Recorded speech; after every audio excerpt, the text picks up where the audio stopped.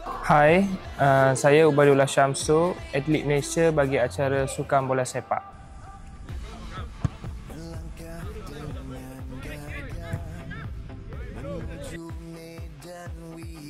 Rasa persediaan kita agak baik dan insyaAllah untuk SEA Games kali ini kami buat yang terbaik untuk dapat capai sekurang-kurangnya peringkat lah di pentas SEA Games.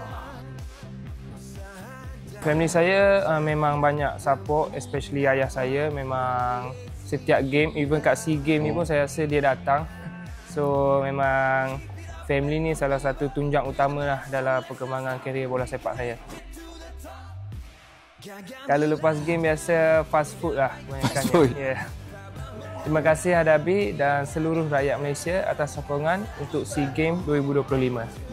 #Adabi Semarak Semangat Malaysia.